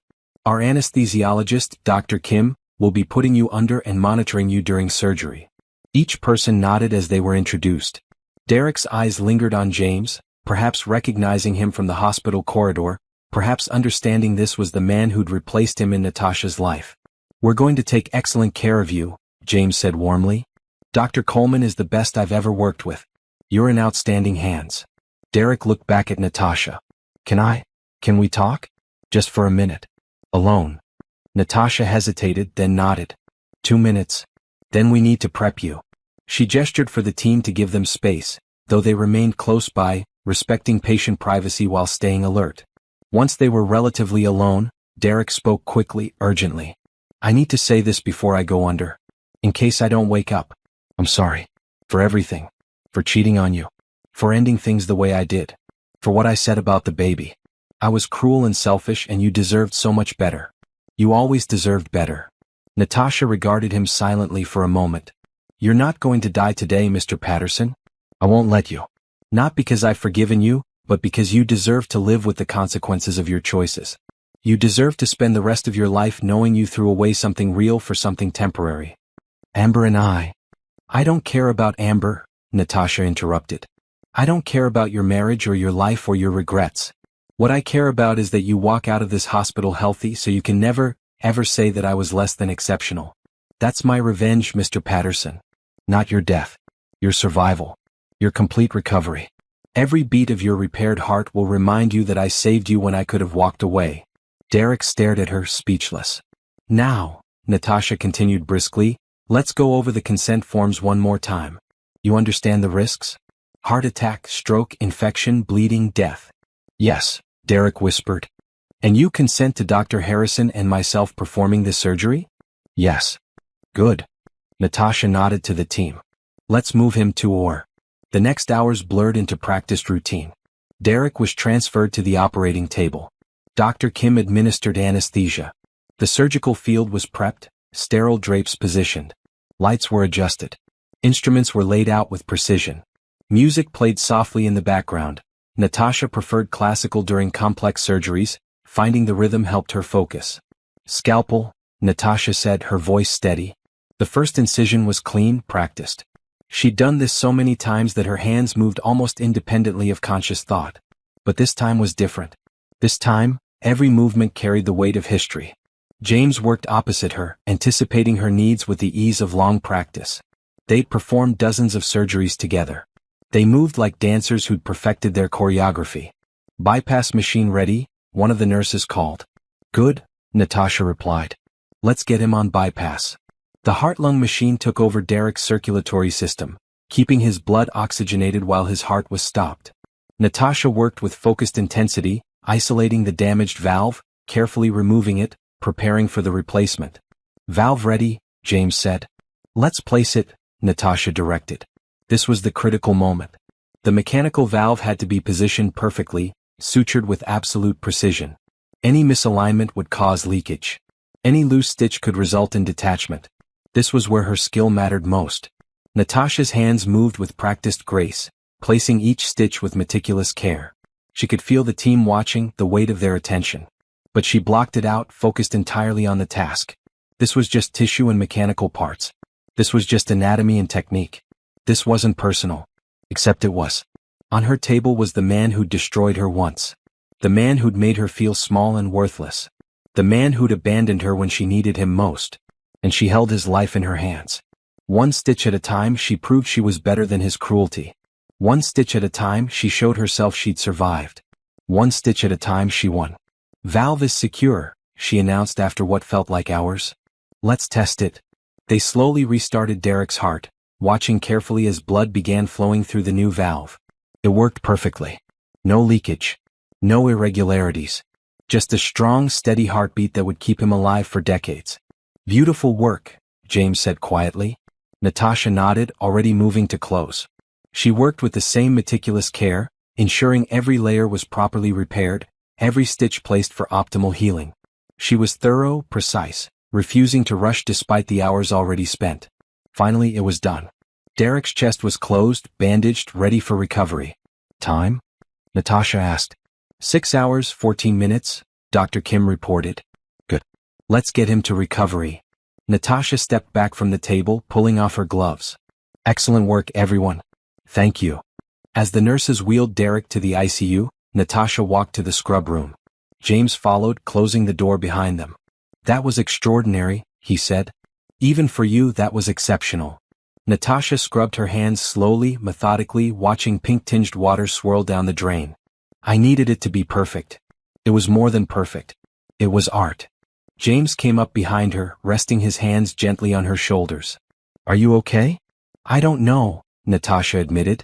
The adrenaline was fading, leaving exhaustion in its wake. "I just saved the life of a man who destroyed mine. I don't know what I'm supposed to feel." "There's no supposed to," James said gently. "Whatever you feel is valid." Natasha dried her hands, turning to face him. "I feel empty. Like I expected this to matter more. To feel like triumph or revenge or something. But it just feels like another surgery." "Maybe that's the real victory," James suggested. "That he's just another patient to you now. That he doesn't have power over your emotions anymore." Natasha considered that. Maybe James was right. Maybe the fact that she felt nothing was the truest sign she'd moved past Derek completely. "Come on," James said. "You need to eat something. And then you need to update his family." "Right, Amber." Natasha had almost forgotten about Derek's wife. In the surgical waiting room, Amber sat alone, her face streaked with old tears, her hands twisting at tissue. She looked up when Natasha entered, hope and fear warring in her expression. "How is he?" Amber asked immediately. "The surgery was successful," Natasha said professionally. "The valve replacement went very well. He'll be in ICU for the next 24 hours for monitoring, then moved to a regular recovery room. If there are no complications, he should be discharged in 4 to 5 days." Amber burst into tears. "Thank you. Thank you so much. I know. I know things between you and Derek are complicated. But thank you for saving him." Natasha felt a flicker of something, not quite pity but understanding. Amber was young, probably not much older than Natasha had been when she married Derek. Young and naive enough to believe Derek when he said his marriage had been loveless, that Natasha was cold and career-obsessed, that he'd been trapped and unfulfilled. "You're welcome," Natasha said simply. "A nurse will come get you when he's awake enough for visitors. He'll be groggy from anesthesia, so don't expect him to make much sense at first." "Can I ask you something?" Amber said suddenly. Did you want him to die? On the table?" The question hung in the air between them. Natasha could have lied, said of course not, maintained the professional facade. Instead she answered honestly. "No," she said. "I wanted him to live. I wanted him to wake up and recover fully and have decades of life ahead of him. Because every day he lives, he'll know that I saved him. That the woman he threw away became someone excellent enough to hold his life in her hands. That's worth more than his death ever could be." Amber stared at her, understanding slowly dawning. "You won." "We both won," Natasha corrected. "I got the career and life I always wanted. You got Derek. Everyone got what they deserved." She left before Amber could respond, walking back through the hospital corridors to her office. James was waiting there with food and sympathy, and together they sat in comfortable silence while Natasha processed the morning. Derek would live. He'd recover. He'd go home with Amber and return to his real estate company and his comfortable life. And Natasha would continue being Dr. Coleman, saving lives, teaching residents, preparing for her daughter's birth. Their paths had crossed one final time, and now they'd diverge forever. That felt right. That felt like closure. In the ICU, Derek woke slowly, his chest aching, machines beeping around him. The first face he saw was a nurse checking his vitals. The second was Amber's, relieved and tear-stained. But the face he couldn't stop thinking about was Natasha's. Her steady hands. Her brilliant skill. Her complete professionalism despite everything he'd done. She'd saved him. And somehow that hurt worse than dying ever could. Derek spent 3 days in the ICU, his body adjusting to the new mechanical valve clicking steadily in his chest. Every beat was a reminder. Every mechanical tick-tick-tick was Natasha's skill keeping him alive. He found himself touching his chest constantly, feeling the bandages, the surgical tape, the proof that she'd cut him open and fixed what was broken. Physically broken anyway. The rest of him remained a mess. Amber visited constantly, bringing magazines he didn't read, talking about their house, his business, plans for when he got home. Derek nodded and made appropriate responses, but his mind was elsewhere. He kept watching the ICU entrance, waiting for Natasha to appear on rounds. She came twice daily, always with an entourage of residents and nurses. She'd check his vitals, review his charts, ask clinical questions about pain levels and breathing, and move on. She never stayed long. She never made eye contact longer than necessary. She treated him exactly like every other patient, with competent care and complete emotional distance. Dr. Harrison, James, Derek had learned his name was James, accompanied her each time. He was attentive to Derek as a patient but more attentive to Natasha, his hand occasionally touching her lower back, guiding her when she looked tired, carrying her tablet when her arms were full. They moved together with easy familiarity, the kind that came from deep trust and genuine affection. Derek had never looked at Natasha that way during their marriage. He realized that now, watching James's careful attention. Derek had looked at Natasha as an obligation, a wife who was supposed to meet certain expectations and repeatedly failed to do so. James looked at her like she was extraordinary and he was grateful for every moment with her. On the third day, Derek was moved to a regular recovery room. The shift felt significant, out of critical care, on the path to actual healing. Amber had gone home to shower and change clothes, promising to return soon, leaving Derek alone for the first time since the surgery. A knock on his door interrupted his thoughts. "Come in," he called, expecting a nurse. Instead, Natasha entered, alone this time, carrying his discharge paperwork. She looked tired, he noticed. Her pregnancy was showing more now, her belly prominent beneath her white coat. But she moved with the same confident grace he remembered from years ago. "Good afternoon, Mr. Patterson," she said, pulling a chair close to his bed. "We need to discuss your discharge plan." "Where's Dr. Harrison?" Derek asked. "With another patient." Natasha opened the folder. "Your recovery is progressing well. Heart function is strong. The valve is performing perfectly. We'll discharge you tomorrow morning. You'll need to follow up with your regular cardiologist in 1 week, then 2 weeks, then monthly for the first 6 months." She launched into explanations of medication schedules, dietary restrictions, exercise limitations, warning signs of complications. Derek tried to focus, but he couldn't stop staring at her face, searching for any sign of the young woman he'd married. She was there, in the shape of her eyes and the curve of her smile when she explained something complex, but she was also completely different. Stronger. More assured. More herself than she'd ever been with him. "Are you listening, Mr. Patterson?" Natasha asked, a hint of impatience in her tone. "Why did you become a cardiac surgeon?" The question escaped before Derek could think better of it. Natasha set down the paperwork. "That's not relevant to your discharge plan. Please. I need to understand." She studied him for a long moment, then sighed. "Because hearts are logical. They have systems and rhythms. They can be fixed with skill and knowledge. They made sense when nothing else in my life did." She picked up the folder again. "Now, about your medications. When did you find out you were pregnant?" Derek interrupted again. With our baby. The one we lost." Natasha's hand stilled on the paperwork. When she spoke, her voice was carefully controlled. "The day I came home and found you with Amber. I'd bought a pregnancy test on the way home. I was going to make your favorite dinner and tell you. I had tiny baby shoes in my purse to surprise you with." Derek felt like he'd been punched. "Tasha.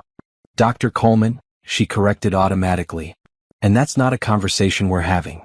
That was 3 years ago. It's done." "I told you to get rid of it," Derek whispered, the memory sharp and shameful. "I said it wasn't my problem." "How could I have said that?" "Because that's who you were. Maybe that's still who you are." Natasha stood up, gathering the paperwork. I'll have a nurse go over the discharge instructions again. Make sure you actually listen this time. Your life depends on following the protocol. I'm sorry, Derek said desperately. I know I've said it before, but I mean it.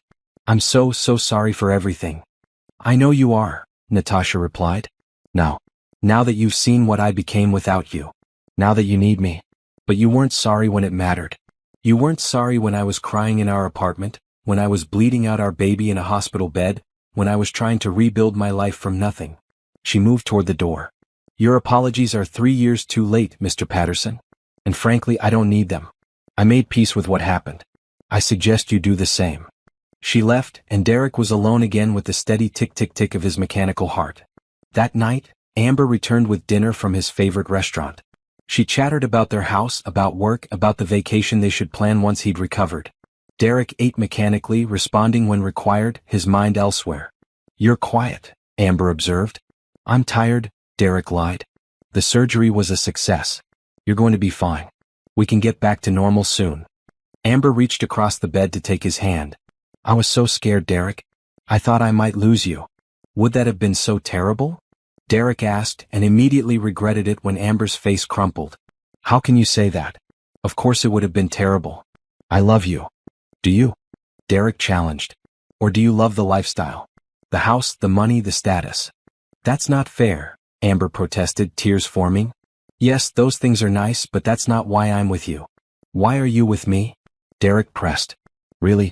What do you see in me besides the comfortable life I can provide? Amber pulled her hand back, hurt and confused. You're upset. You're recovering from major surgery. You don't mean this. Maybe I do, Derek said. Maybe I'm finally seeing things clearly. I destroyed a good woman for you, Amber. I threw away a marriage to someone who actually loved me, who supported me when I had nothing, who believed in me. And for what? For excitement? For youth? For ego? You told me your marriage was dead, Amber said, her voice shaking. You said you and Natasha had nothing in common, that she was cold and distant, that you'd been unhappy for years. I lied, Derek admitted. Or maybe I convinced myself it was true because it was easier than admitting I was bored and selfish. Natasha wasn't cold. She was exhausted from working herself to death while supporting my dreams. She wasn't distant. She was focused on becoming excellent at something that mattered. And I resented her for it. Why are you telling me this now? Amber demanded. Because she saved my life, Derek said. The woman I betrayed, whose baby I dismissed, who I left broken and alone, she spent 6 hours in surgery making sure I survived. She could have let me die. She had every right to. But she didn't because she's better than I ever deserved. Amber stood up, her own face pale. So what are you saying? You want her back? No, Derek said tiredly. She doesn't want me. She made that very clear. She has someone better. Someone who treats her the way I should have. I'm just saying I'm finally seeing the truth. And it's ugly. Amber grabbed her purse. I'm going home. You're clearly not in the right headspace for company. I'll pick you up tomorrow when they discharge you. After she left, Derek lay in the dark, listening to his artificial heart tick. Somewhere in this hospital, Natasha was probably finishing her shift, going home to James, planning for their baby. Living the life Derek could have shared if he hadn't been so spectacularly stupid. He'd survived the surgery just like she'd promised. But he wasn't sure he'd survive knowing what he'd lost. The next morning, Natasha did morning rounds with her residents. They stopped at Derek's room last. She knocked perfunctorily and entered with 5 young doctors trailing behind her. Good morning, Mr. Patterson. I'm pleased to report you're being discharged today. How are you feeling? Physically better, Derek said. Otherwise not great. Natasha consulted his chart, not acknowledging the personal comment. Your vitals are excellent. Heart rhythm is strong and regular. The valve is functioning perfectly. You'll have some discomfort for a few weeks as you heal, but that's normal. She turned to her residents. This patient underwent mitral valve replacement 3 days ago. What are the primary concerns during the first week of recovery? A young resident stepped forward. Infection, bleeding, arrhythmia, and blood clot formation. Correct. Mr. Patterson is on anticoagulants to prevent clots. He'll need regular blood tests to ensure proper dosing. She looked back at Derek. You received all the discharge paperwork? Yes. Good. Follow it carefully. Don't overexert yourself. No driving for 2 weeks. No lifting anything heavier than 10 pounds for 6 weeks. Take all medications as prescribed.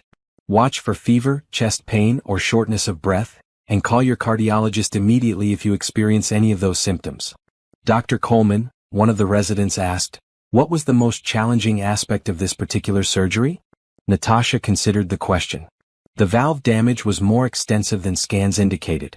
We had to modify our approach intraoperatively. That's why preoperative preparation is crucial, but you also have to be ready to adapt when conditions aren't what you expected. She caught Derek's eye briefly, and he wondered if she was talking about more than just surgery.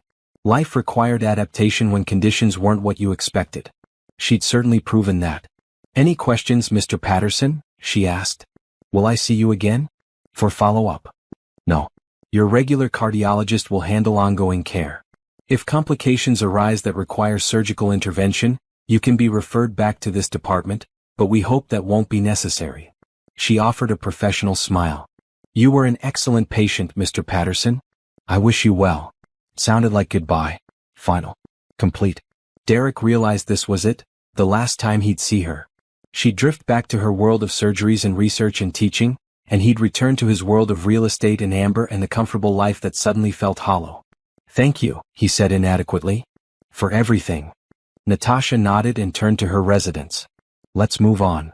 They filed out, white coats swishing, voices already discussing the next case. Derek watched them go, watched Natasha's silhouette disappear down the corridor, and felt the finality settle over him like a weight. She'd saved his life and then walked away, leaving him to live with the consequences of his choices. Just like she'd promised. 2 weeks after discharge, Derek sat in his cardiologist's office for his first follow-up appointment.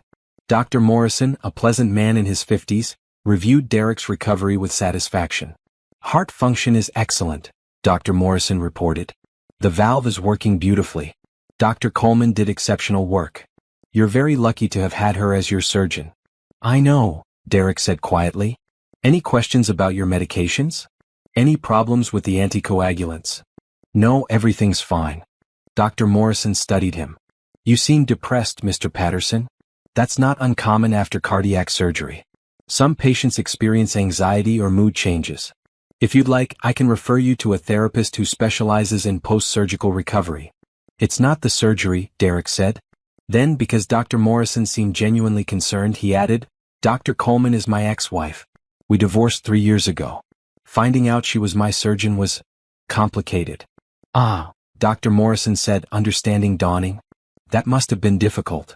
I didn't recognize her when I first arrived at the hospital, Derek continued, needing suddenly to tell someone.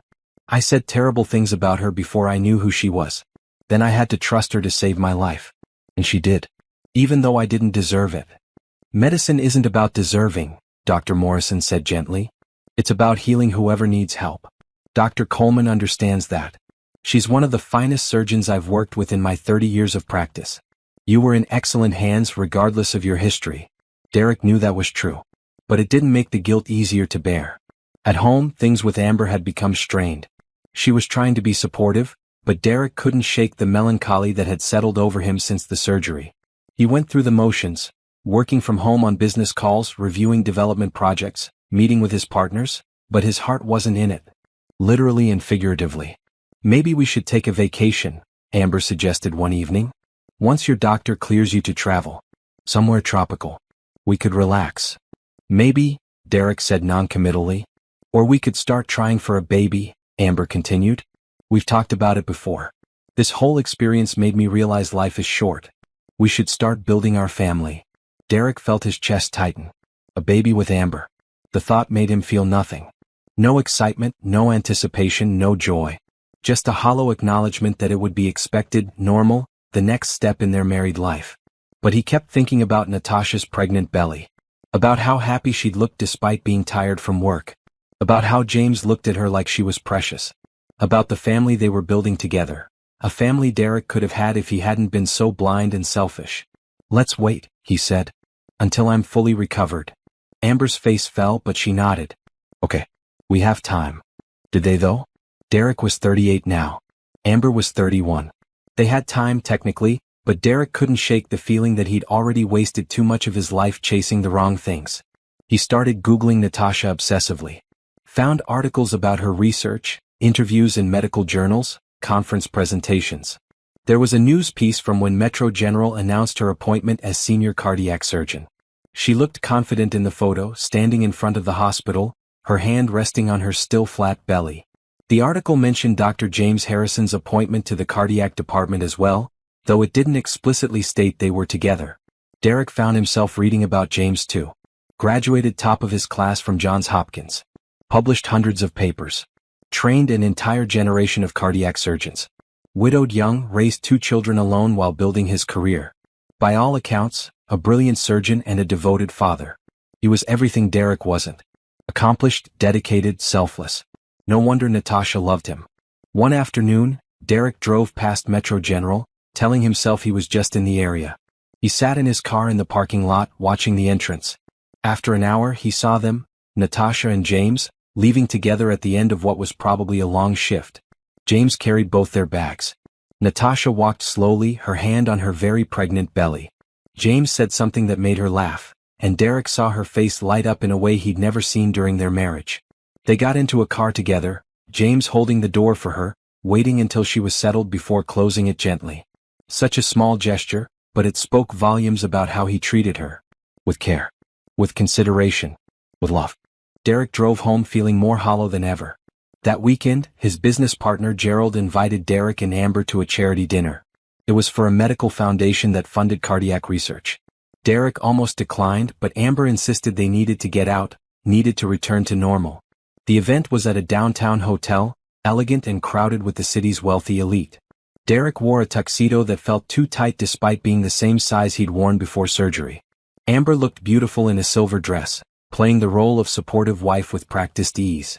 They'd been there 20 minutes when Derek saw them. Natasha and James across the room talking with a group of donors. Natasha wore a deep blue maternity gown that somehow made her look both elegant and powerful.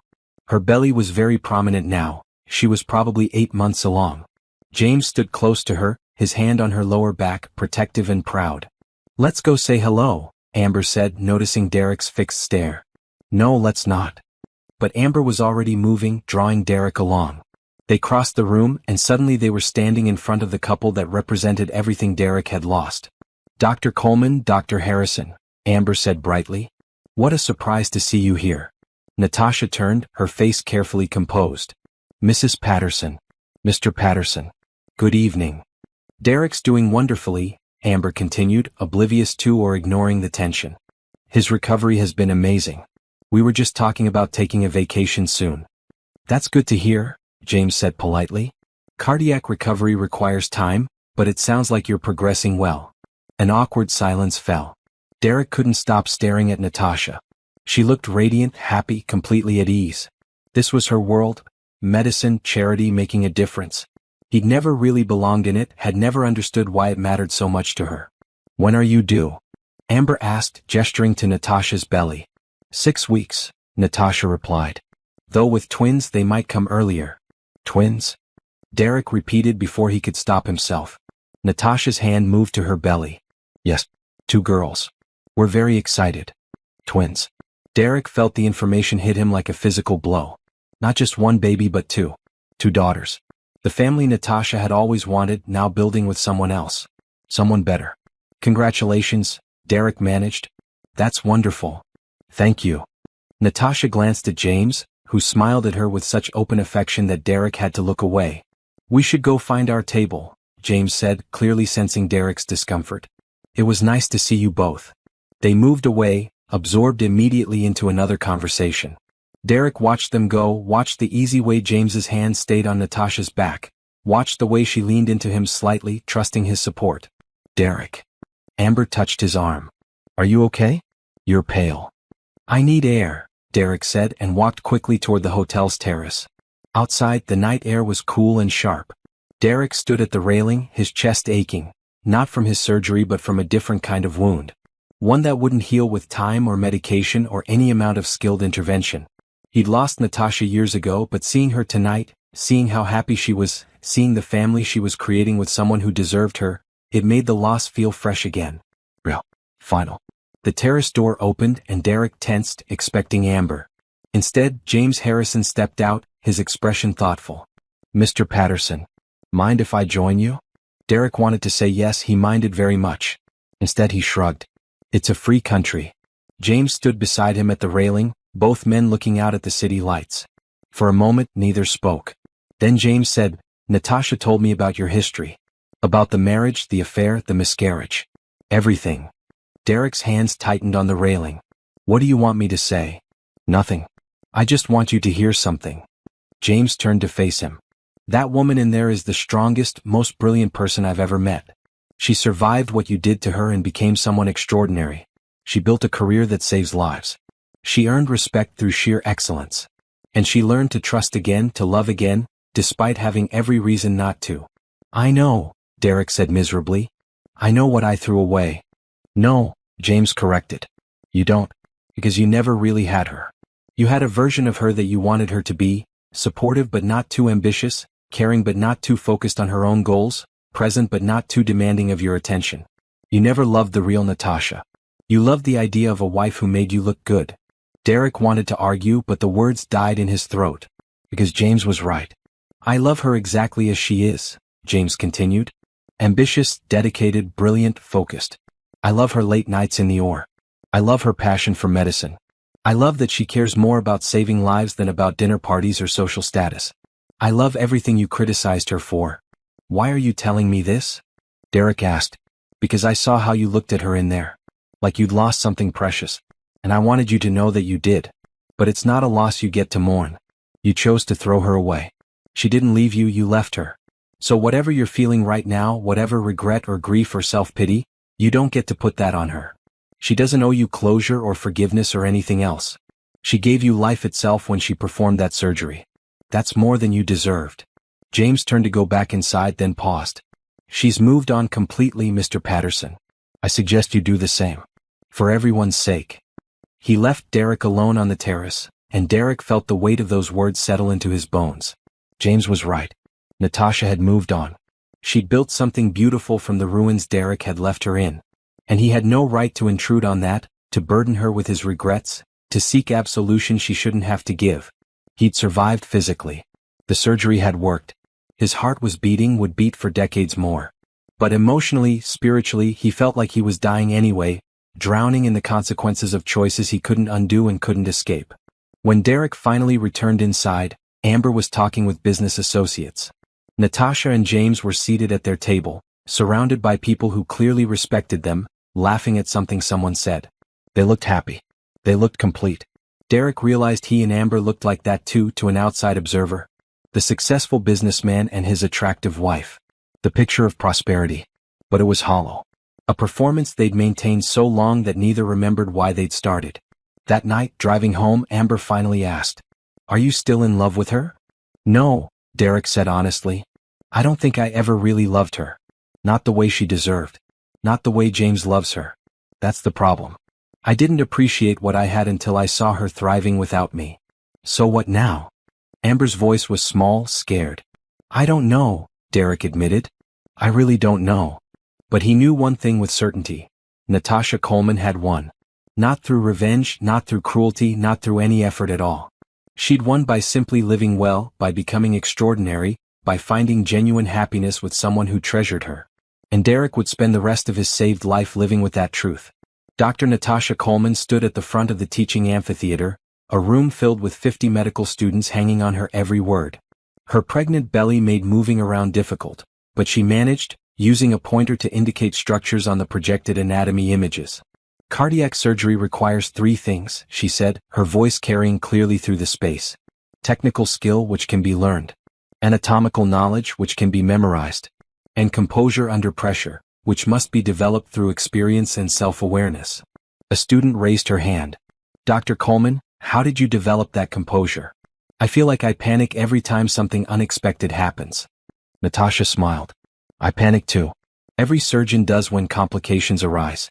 The difference is what you do with that panic. You acknowledge it. I'm scared, this is dangerous, this matters, and then you set it aside and focus on the problem. Your hands stay steady not because you're not afraid, but because you refuse to let fear control your actions." Another student spoke up. "Is it true you performed that pediatric valve replacement using a non-standard approach?" My professor mentioned it in our cardiology lecture. Yes, Natasha confirmed.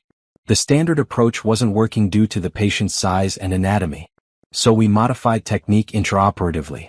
But that decision wasn't impulsive. It was based on understanding the underlying principles well enough to know when and how to deviate from protocol. She clicked to the next slide, showing a surgical image. This is why you study so hard now. Why you memorize until you dream in medical terminology.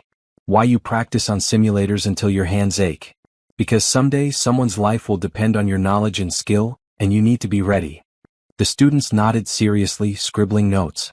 Natasha felt a wave of fatigue wash over her but pushed through. She had 10 more minutes of lecture, then she could sit down.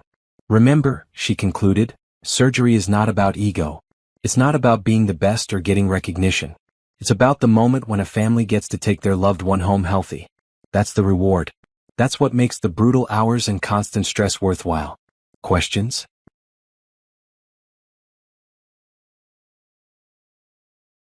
A dozen hands shot up, and Natasha spent another 20 minutes fielding inquiries about technique, residency applications, and career paths.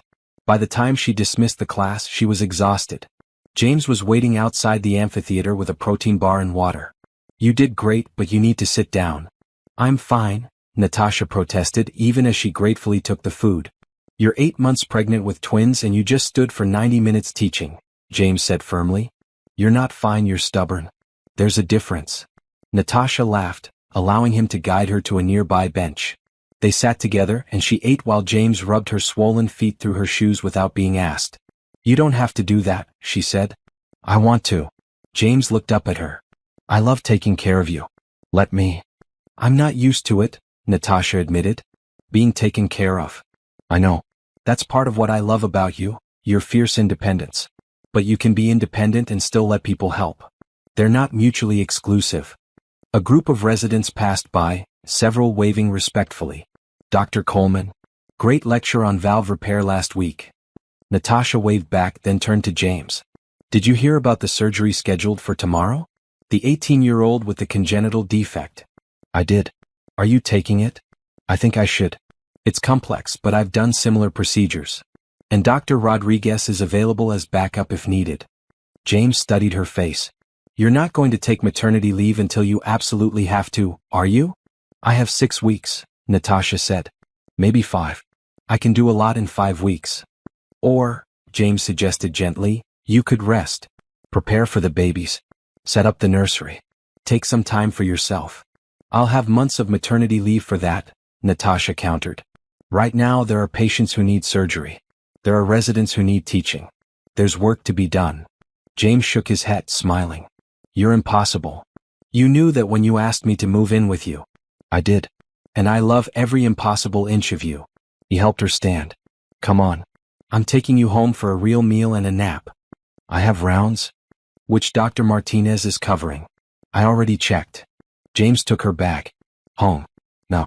Doctor's orders. Natasha let him lead her to the car, too tired to argue. In the parking garage, she saw a familiar vehicle and froze. Derek's expensive SUV, parked near the entrance. What's wrong? James asked, following her gaze. Nothing, Natasha said quickly. Just tired. But as they drove home, she wondered why Derek was at the hospital. His follow-up appointment should be with his regular cardiologist now, not at Metro General. Was he having complications? Or was he looking for her? She pushed the thought away. Derek wasn't her concern anymore.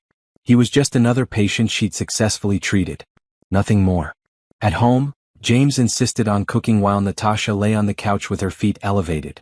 Their apartment was spacious and bright, with large windows overlooking the city. The nursery was nearly complete. 2 cribs, a changing table, shelves full of baby books. Everything was ready for their daughters. Have you thought more about names? James called from the kitchen. I have a few ideas, Natasha replied. But I want to meet them first. See what fits. That's very you, James said, bringing her a plate of pasta. Evidence-based baby naming. Natasha laughed. Everything's evidence-based with me. You knew that. They ate together, talking about patients, upcoming surgeries, and nursery details. This was Natasha's life now, this comfortable partnership, this shared understanding, this genuine affection. It felt nothing like her marriage to Derek had felt.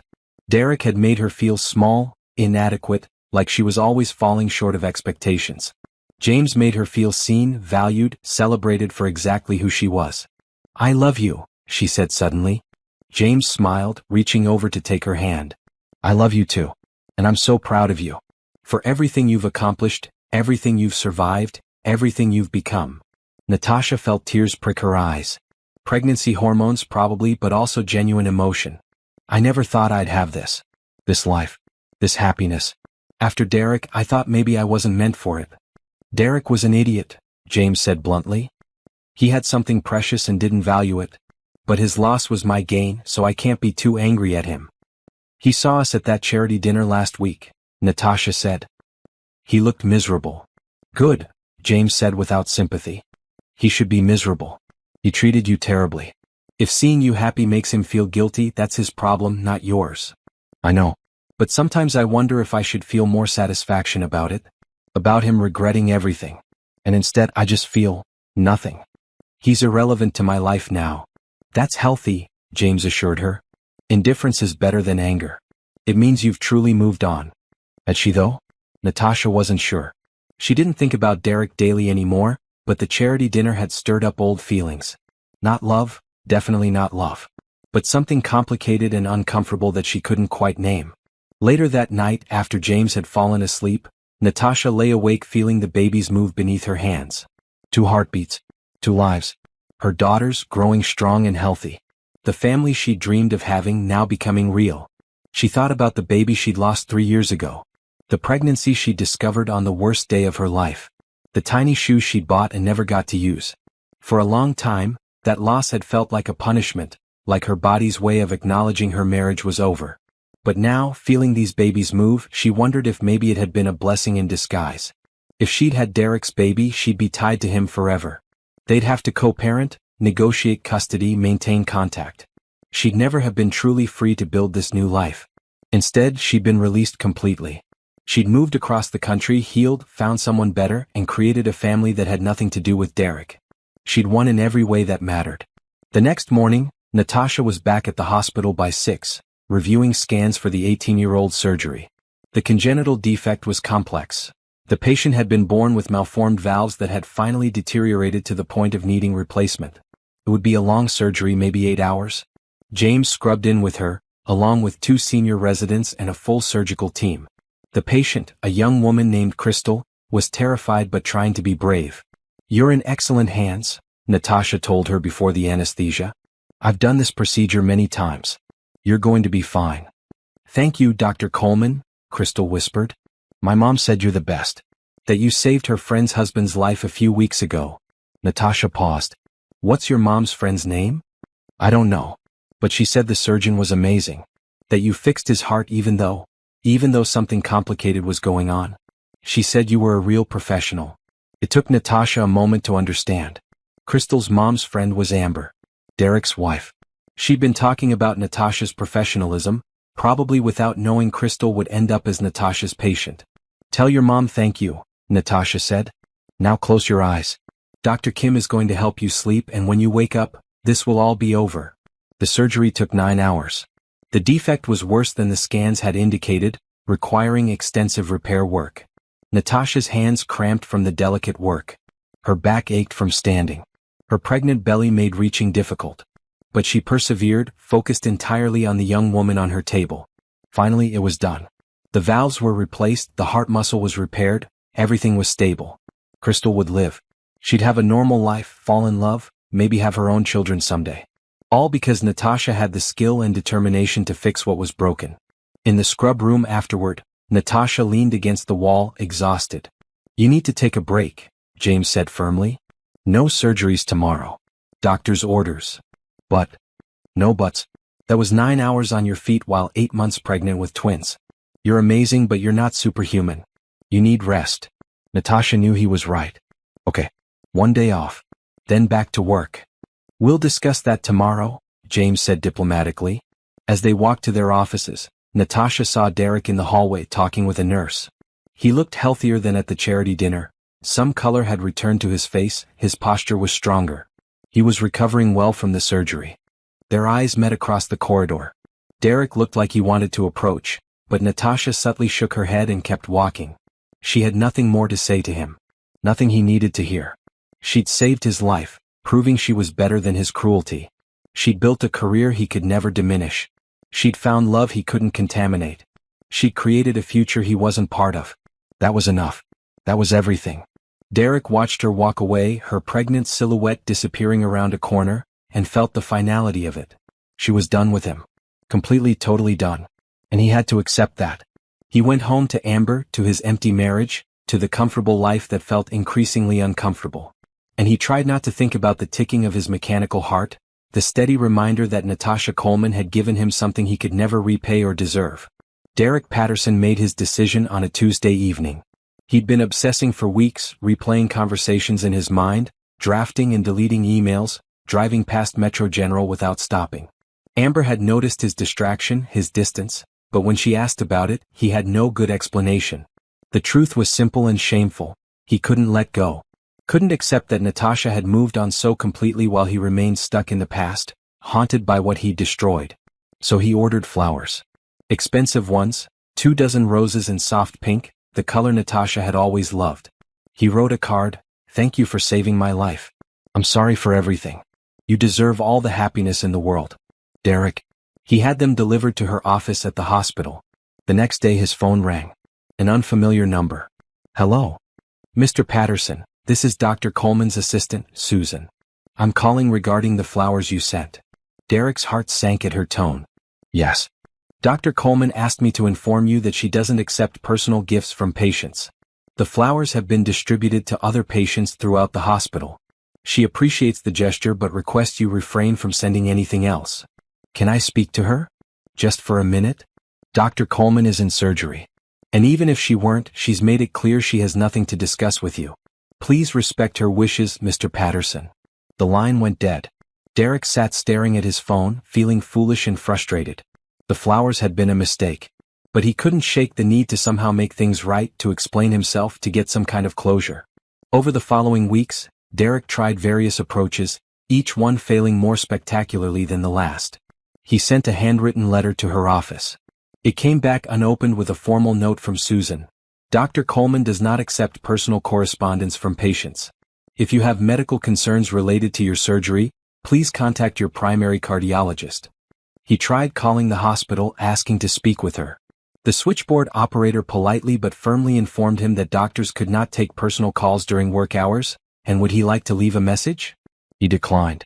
He even attempted to schedule a follow-up appointment at Metro General, thinking he could at least see her in a professional capacity.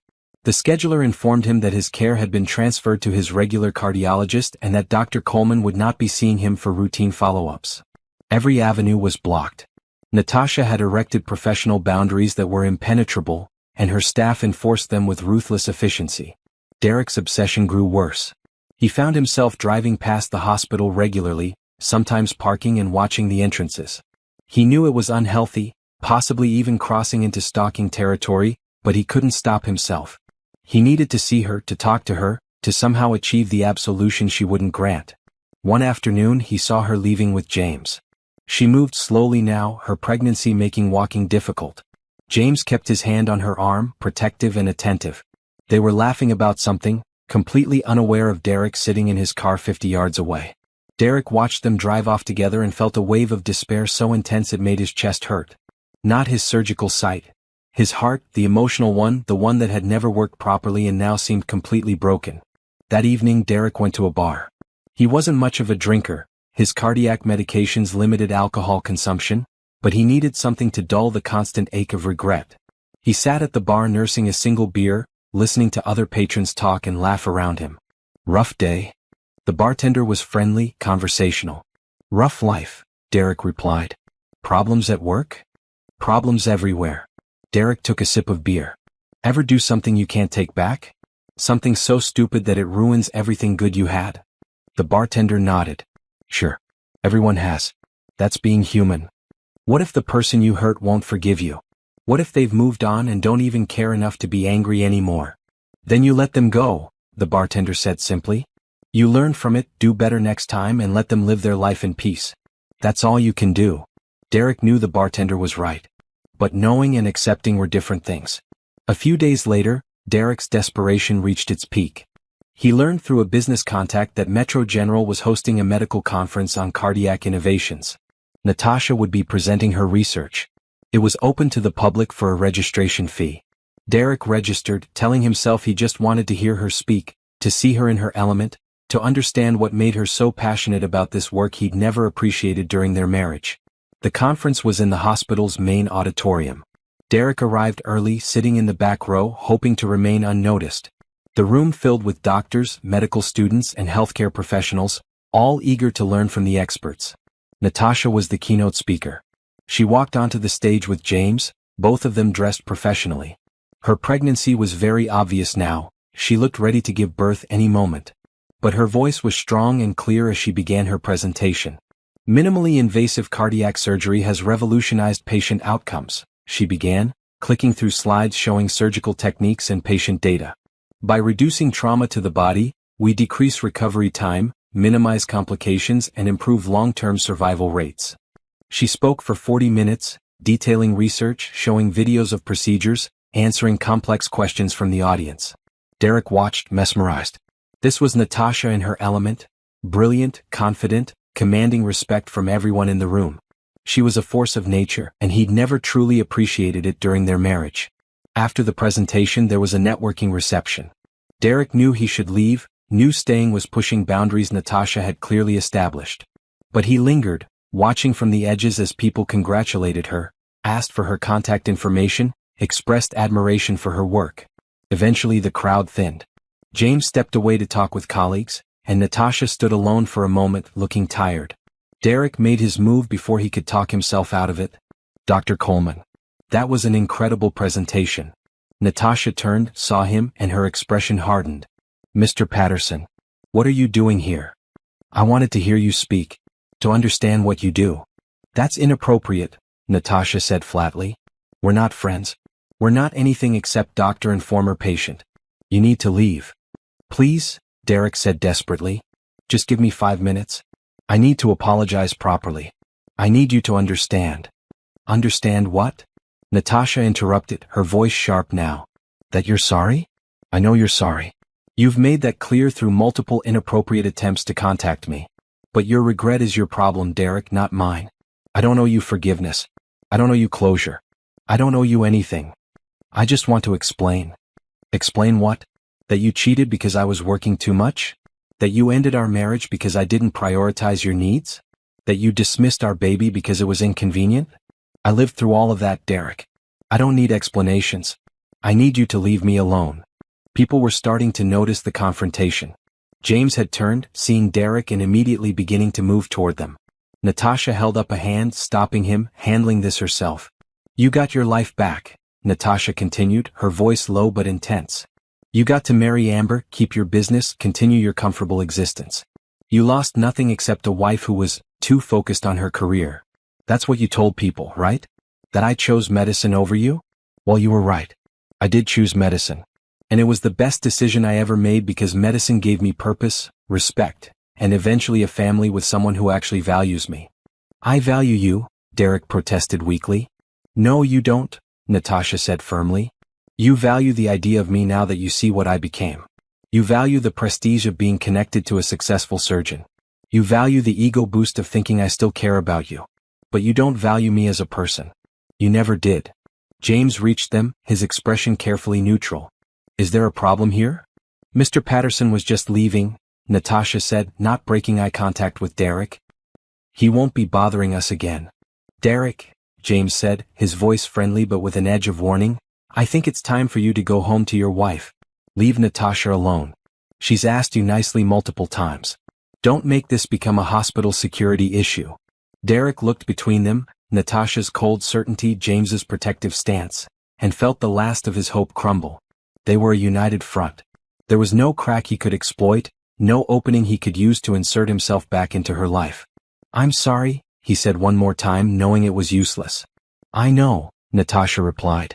Now go. Derek walked out of the auditorium, through the hospital corridors he'd walked as a patient, out into the parking lot where his expensive car waited. He sat behind the wheel for a long time, his hands shaking, his chest tight with emotions that had nothing to do with his repaired valve. He'd thought apologizing would help. He'd thought if he could just make Natasha understand his remorse, she'd grant him some measure of forgiveness. He'd thought closure was something he could achieve through persistence. But he'd been wrong. Closure wasn't something Natasha could give him. It was something he had to give himself. And that meant accepting that she didn't need his apologies, didn't want his explanations, and didn't think about him at all. She'd moved on completely. He was a footnote in her story, a brief chapter about surviving betrayal and becoming stronger. She was a major figure in his story, the woman he'd lost through his own stupidity, the symbol of everything he'd taken for granted. That asymmetry was painful but truthful. He mattered to her past. She mattered to his present and future, even though she wasn't part of either. At home, Amber was waiting, having made dinner. She looked hopeful when he walked in, like maybe tonight he'd finally be present, finally be the husband she'd signed up for. "How was your day?" she asked. Derek looked at her, young, pretty, willing to love him if he'd let her. Willing to build a life together if he'd stop obsessing about the past. She deserved better than what he was giving her. "It was long," he said. "But I think I finally understand something I should have learned a long time ago." "What's that?" "That some things can't be fixed. Some mistakes are permanent. And the best thing I can do is accept that and move forward." Amber studied his face. "Are you talking about Natasha?" "Yes. But also us." Derek sat down, suddenly exhausted. "I haven't been fair to you, Amber. I've been living in the past, obsessing about my ex-wife, making you compete with a ghost. That's not okay." "No, it's not," Amber agreed quietly. "I love you, Derek, but I can't keep being compared to someone you destroyed and then mourned.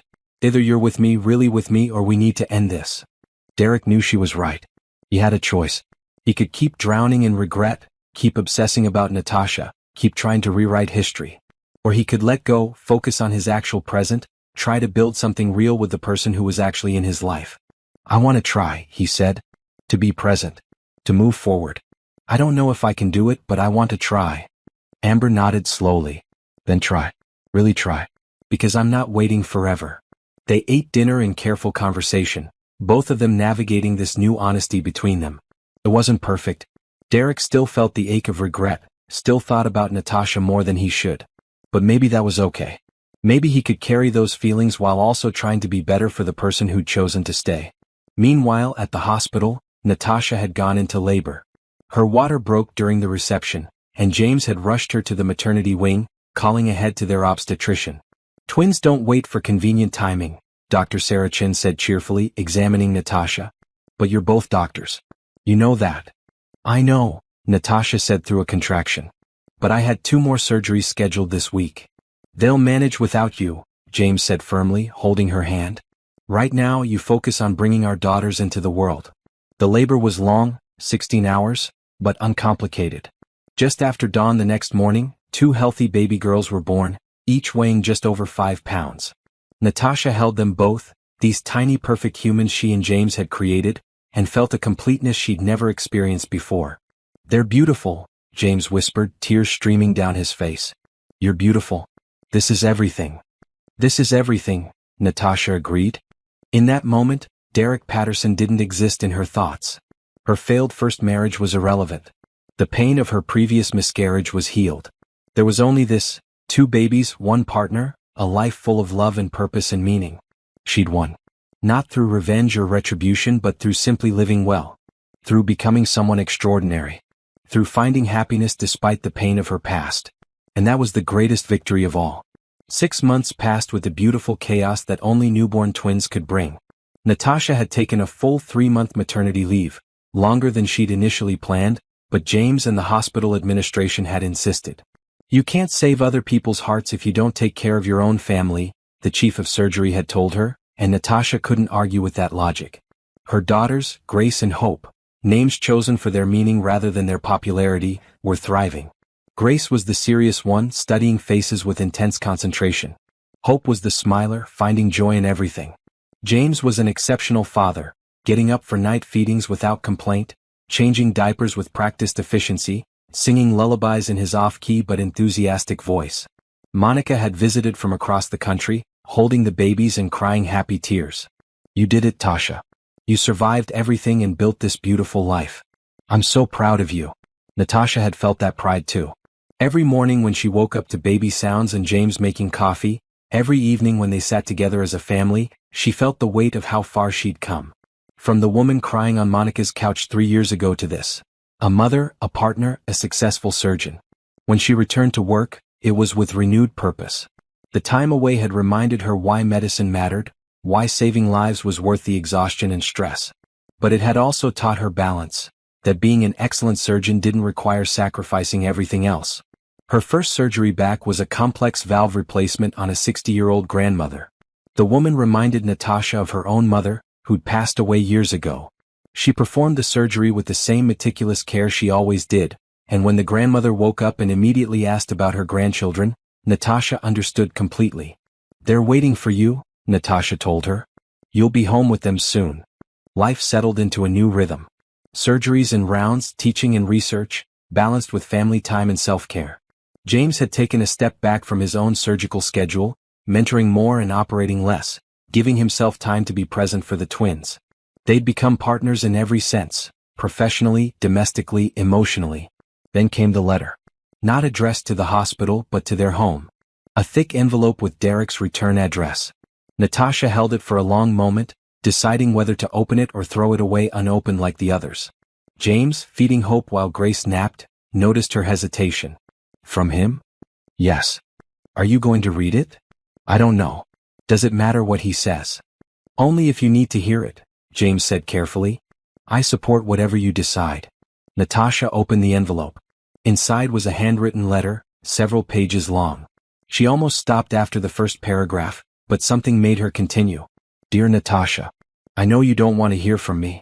You've made that clear and I respect it. This is the last communication I'll send. After this, I promise to leave you in peace. I'm writing because my therapist suggested it might help me process what I did to you, to our marriage, to the person you were before I broke you. She said writing it down might provide closure for me even if you never respond. So this is as much for me as it is for you. Maybe more for me if I'm honest. I've spent months trying to apologize, trying to make you understand my regret. But I realize now that was selfish. Your forgiveness isn't something I can earn or demand. It's something you give if and when you choose to, and you've chosen not to. That's your right. What I want to say instead is this: you were always enough. During our marriage, I made you feel inadequate, like your dedication to medicine was a flaw, like your ambition was something wrong. I was the problem, not you.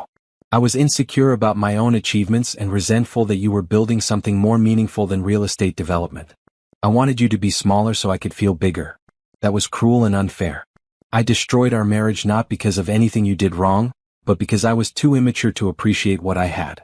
You were working 18-hour shifts to become excellent at something that saves lives. I was building condos and acting like I was doing something important. The disparity bothered me, so I tore you down instead of celebrating you. The affair with Amber wasn't about her being better than you or giving me something you didn't.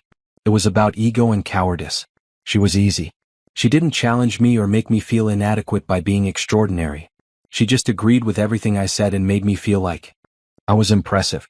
You had your own opinions, your own goals, your own identity separate from being my wife. And instead of loving that about you, I resented it. When you told me you were pregnant, I should have been thrilled. We talked about having children someday. But I'd already decided to leave, and a baby would have complicated that. So I said something unforgivable. I told you to get rid of it. I dismissed our child like it was nothing. And then you lost the baby, and I told myself it wasn't my fault, that it was just bad timing. But I know the stress of the divorce and my cruelty contributed to that miscarriage. I carry that guilt every day.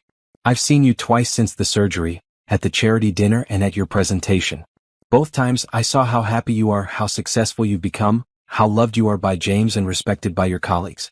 I saw that you built everything you said you would, and you did it without me. Maybe because you were finally free of me. I'm not writing this to ask for forgiveness. I'm writing to tell you that you were right about everything. You were right that I was holding you back. You were right that I didn't value your ambitions. You were right that I was selfish and cruel. You were right to move on completely and build a life without me in it. I hope your daughters grow up knowing their mother is exceptional. I hope they learn from your strength and determination. I hope they never settle for someone who makes them feel small. I'm trying to do better. I'm in therapy. Amber and I are working on our marriage, trying to build something honest instead of something based on rebellion and ego. I don't know if we'll make it, but I'm trying. Not to win you back. I know that door is permanently closed, but because I want to be better than the man who hurt you. Thank you for saving my life. Thank you for being professional when you had every right to refuse. Thank you for showing me, through your success and happiness, what I threw away. And thank you for finally being free of me. I wish you every happiness. You've earned it, Derek. Natasha finished reading and set the letter down. She felt something. Not forgiveness exactly. Not absolution.